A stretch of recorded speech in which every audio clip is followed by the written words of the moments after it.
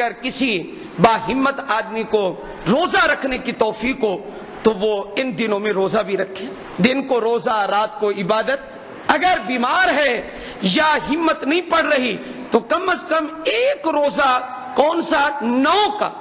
وہ 9 کب بنے گا؟ وہ ہمارے اعتبار سے اگلا جمعہ بنے گا۔ تو 9 کا روزہ نہ چھوڑیں، اس لیے کہ 9 کے روزے کے بارے میں احادیث صحیحہ ہیں۔ حضرت صلی اللہ علیہ وآلہ وسلم نے ارشاد فرمایا، یکفر السنۃ الماضیۃ والآتیۃ، اللہ تعالیٰ اس ایک روزے کی برکت سے، ایک روزہ آیا تو میں رک گیا۔ بعض جاہل لوگ کہتے ہیں ایک روزہ نہ رکھیں وہ بیچارہ لٹکا رہے گا، وہ اوپر کیسے جائے گا؟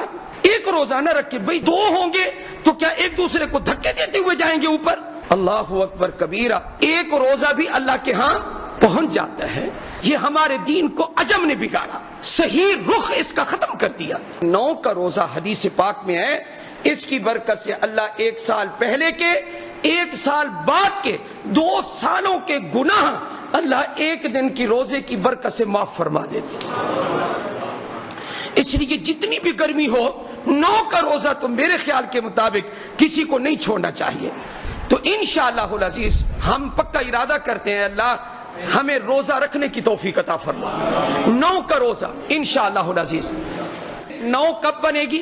جمعہ والے دن۔ روزہ تو انشاءاللہ العزیز میں نے ذکر کر دیا، لیکن اس کے ساتھ ساتھ صبح کی نماز سے ہم نے تکبیرات تشریق شروع کرنی ہے، اور یہ کب تک ہم نے کرنی ہے؟ ہر نماز کے بعد 1 مرتبہ بلند آواز سے، مرد کے لیے، عورتیں گھروں میں آہستہ آواز کے ساتھ واجب ہے، چاہے آپ با جماعت نماز ادا کریں، چاہے آپ انفراداً ادا کریں، چاہے آپ ان دنوں میں اپنی کوئی قضا نماز ادا کریں، چاہے آپ کی 1-2 رکعتیں رہ گئی ہوں اور آپ مسبوق بن گئے ہوں، ہر صورت میں آپ نے 1 مرتبہ بلند آواز سے، اگر گھر میں بھی آپ نے نماز پڑھ لی، سفر میں ہے تب بھی آپ نے یہ تکبیر پڑھنی ہے، اللہ اکبر لا الہ الا اللہ واللہ اکبر وللہ الحمد۔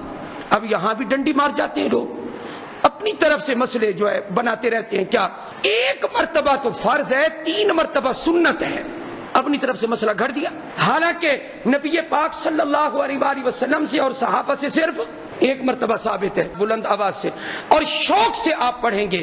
اور ان دنوں میں اللہ تعالیٰ کی بڑائی جب بیان ہوگی تو دل سے ہم پڑھیں گے تو ہمارا رب خوش ہوگا۔